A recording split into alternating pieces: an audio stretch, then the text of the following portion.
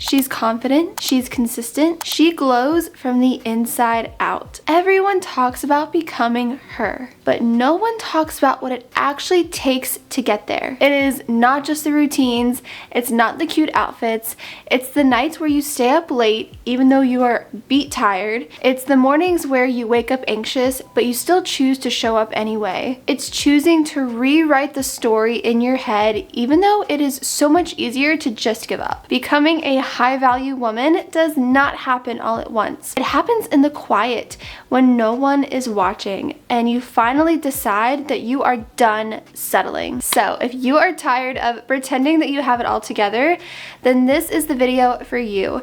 Today I'm going to break down the 5 things that you can do to actually start becoming her.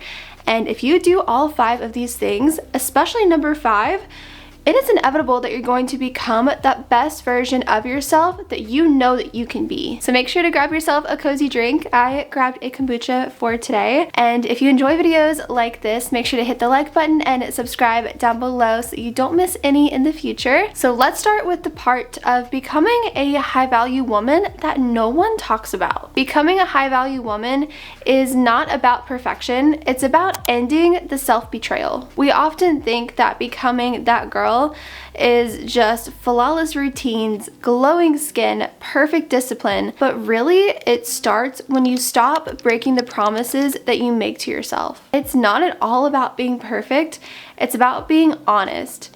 Honest with who you are, with what you want, and what you're no longer willing to tolerate. Self-betrayal looks like saying that you're going to start tomorrow, but then you just end up abandoning yourself again. It's settling for a version of your life that doesn't even touch your potential. And if you're feeling drained, lost, disconnected, it's not that you're lazy or that you're unmotivated. It's that part of you is exhausted from abandoning who you really are. But here's the good news. Every moment that you choose to show up differently for yourself, you are creating a new identity. You are not chasing perfection anymore. You're gaining your power back. And whenever that shift happens, you don't need the outside validation anymore because you actually start trusting yourself again. And just like Joe Dispenza says, your identity literally creates your reality. So if you're operating from guilt and fear and of feeling like I'm not good enough, how in the world do you expect to create a life that feels expansive? No one is coming to rescue you. You have to interrupt the pattern. You have to choose something different, even if it's a little uncomfortable. But here's the part that most people miss. You can't fully step into that next level version of you if you're still arguing for the limitations of your old one. You say that you want growth, but are you still clinging to the story of who you used to be? Because I've learned this the hard way, healing doesn't happen in the comfort zone. I wish it did, but it doesn't. It happens the moment that you let go of the identity that has kept you safe and has kept you small. You cannot become a high-value woman if you are still clinging to that version of you that created the pain in the first place. Because healing requires you to let go of who you've been, even if it feels safe. Actually, usually mostly because it feels safe, even if it's one that you have built your entire personality around. But here's the catch. Your brain is wired for what's familiar. And if chaos, self-doubt, and playing it small are all that you've known, your nervous system is literally going to fight your growth because it doesn't feel safe. That's just your body's natural way of just trying to protect you and keep you safe. But if it's all that you've been wired to know, your body's naturally going to fight that. You will never be able to create a new future if you're still living in the emotions of the past. Stop saying that this is just how I am. Stop doing the habits that just make you feel numb. Stop identifying with the version of you that is just waiting to be chosen. That is not your truth. That's just your pattern. Your life changes immediately when you stop negotiating with your excuses. You don't need more time. You don't need more motivation. You just need to decide. Are you going to keep arguing with your limitations? Or are you going to create a new standard for yourself? Because the woman that you're becoming doesn't waste her time explaining herself to people who just don't get it. She doesn't keep shrinking to be relatable, and she does not let the past dictate who she gets to be next. The strongest force in the human personality is the need to be consistent with who we believe that we are. So if your identity is still rooted in guilt and struggle and survival, it's to upgrade your identity. Embody the version of you that has what you want. Feel her energy. Move like her.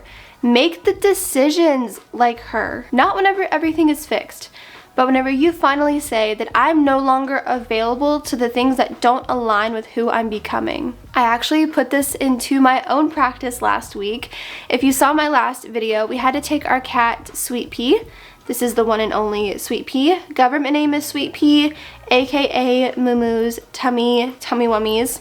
All the names. We had to take her to the vet for a UTI, which thankfully this week she is doing so much better. I'm so grateful they were able to give her the medicine that she needed to get her better. But as you know, if you're a pet parent or just a parent in general, when any of our little babies are sick and you gotta go to the vet or the doctor of any sort, it just naturally throws things off. You feel off because your baby, your animal, your child, whatever, does not feel good. And so naturally it just makes things feel a little more chaotic. Work was getting a little more piled up. And then the day after that, our washer broke. On top of her having a UTI, we had no way to wash our stuff. Work was just compounding and I literally was going crazy. I had to fight the urge so hard to not go default to the stuff I would normally do, because if I gave in to my comfort zone, I would have been in my bed, under my blankie, watching Survivor, okay? You wouldn't have seen me in weeks. And that's how I would have been in the past, is I would have just defaulted to my comfort zone whenever things got a little crazy because I was overwhelmed. Those two instances, which yes, everything worked out just fine, everything's good, I would have let the overwhelm of my work compounding and just other things feeling like they're slipping, I would have just thrown my hands up and just run to my comfort zone, run to my comfort show, run to my book, and just not come out for weeks. Why would you let life events that are going to happen that are out of your control, why would you let them throw you off for weeks and months at a time? If you need to take a moment, take a moment. I took a moment, but I didn't sit in it like I would have in the past. And that's part of me becoming the version of myself that I want to be, and knowing okay, these things happen. There's going to be moments in time where things are chaotic, things feel like they're out of your control, but what is in your control is how you respond. The growth happens whenever you leave that comfort zone and you stop defaulting to those habits and those things that make you feel numb and the things that don't serve that higher version of yourself. I started with the small wins that would give me momentum that I knew the best version of myself would do to just move through the chaos and keep me out of my comfort cave. Which goes to show you that growth doesn't happen when things are going perfectly. It happens whenever life is not aesthetic at all. When nothing feels aligned, you feel tired, you're exhausted, and you just want to give up. When nothing feels aligned, you're super tired, everything feels like it's falling behind, and you are so tempted to just give up. And that's the shift that a lot of people miss, because you don't build confidence from watching another motivational video. You build it by showing up in the middle of the mess. It's easy to show up whenever things are going swimmingly, but whenever things feel like they're off kilter, they're a little chaotic, and you feel like things are kind of falling through the cracks, how you show up in those moments is where the growth truly happens. And as you go through those growing pains, you start to build that confidence in yourself. Because momentum is not created by inspiration. It's created by action, which inspiration without action can actually create depression. There's a famous quote that Jeff Bezos said that I give as advice to a lot of people. He says that stress primarily comes from not taking action over something that you can have some control over, because at the end of the day, you know that you could have done so much more. Let's just talk about what confidence really is. It's not a vibe, it's not a look, and it is definitely not something that you wait to feel before you take action. Confidence is built by action and not inspiration. We have been conditioned to believe that we need to wait until we feel ready to start something. And that could not be further from the truth, because I promise you, whatever it is you're wanting to do in life, you're never gonna feel totally ready for it. I never felt totally ready for YouTube. I literally woke up one day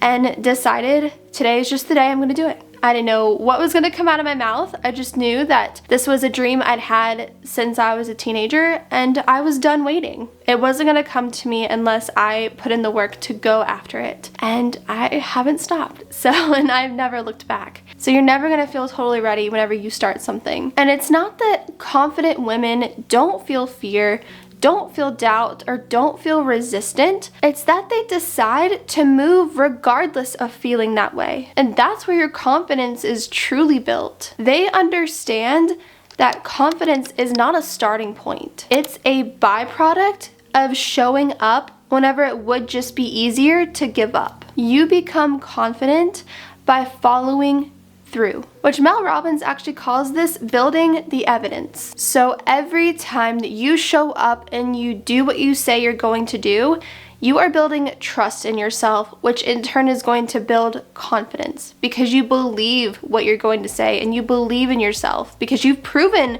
to yourself that you do what you say you're going to do. And when you build that self-trust, that is where real confidence comes from. And the fastest way to do this and to shift your identity is to take immediate action. Not when it's convenient, not whenever you feel inspired, right now. Because your brain doesn't believe in your goals, it believes in your patterns. Every time you hesitate, you avoid, or you delay, you are reinforcing the identity of someone who doesn't follow through. But whenever you take action, especially when it's uncomfortable, you send a different signal to your nervous system. Because remember, our personality creates our personal reality. So if you want a new life, a new business, a new level, you have to shift the way that you think, act, and feel consistently. Because the women that you truly admire, they didn't wait to feel confident. They became confident by showing up in the mess,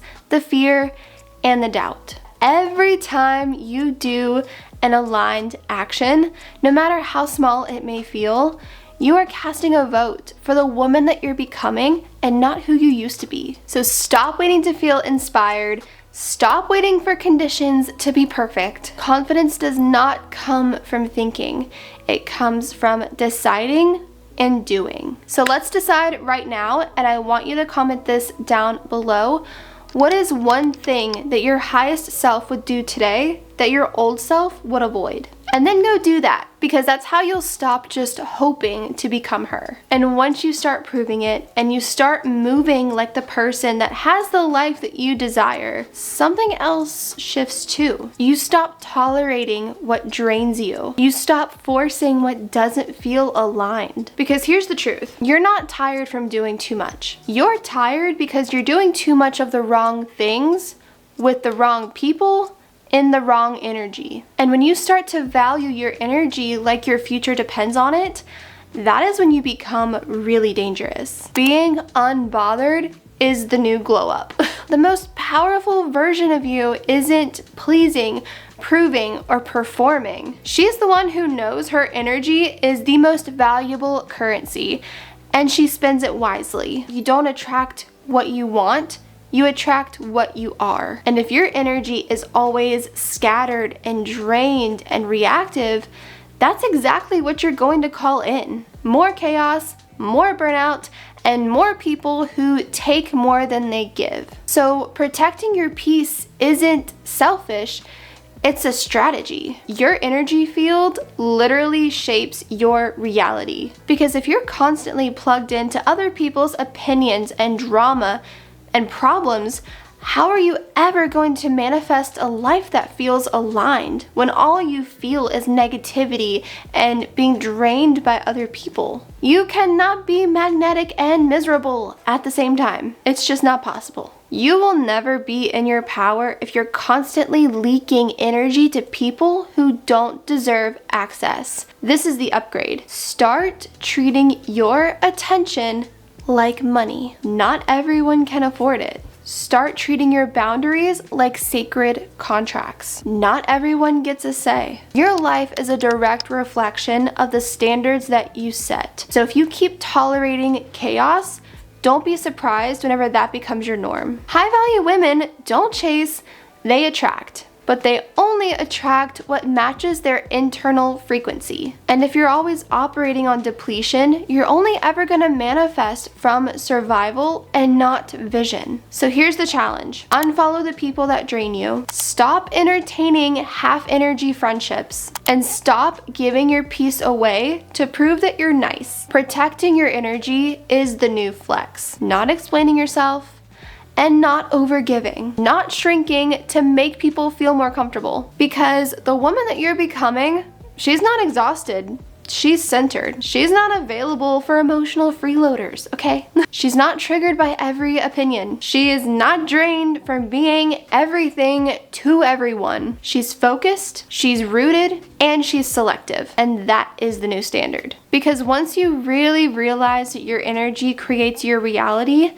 you stop giving it out like coupons. But one thing everyone wants whenever they are becoming a high value woman, becoming her, they want that glamorous transformation. But what actually creates this lasting change are the decisions that you make behind the scenes. Those quiet decisions to keep going, to stay true, and to show up for yourself. That is where you really become a high value woman. Because the growth isn't about these grand gestures or these perfect moments. It's about the consistent, boring, and sometimes uncomfortable small steps that you take every single day. The moments where you choose to pause instead of react. Just like I had to do with our chaotic week last week.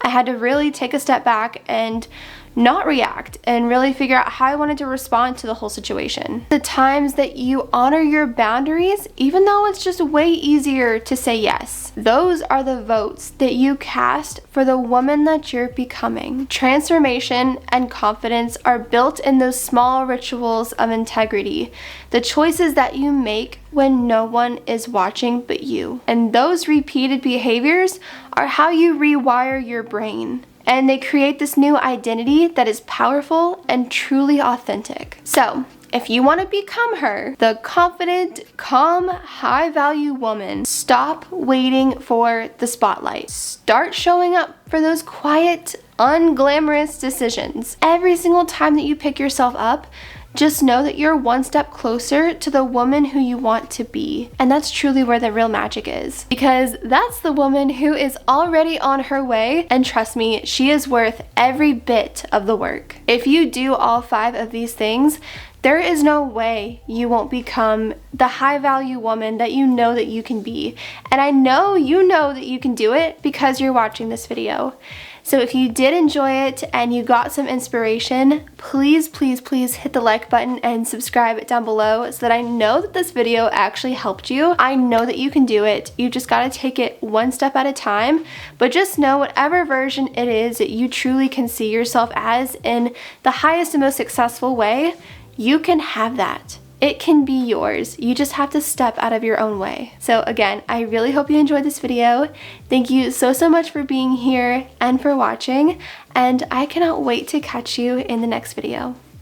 Bye.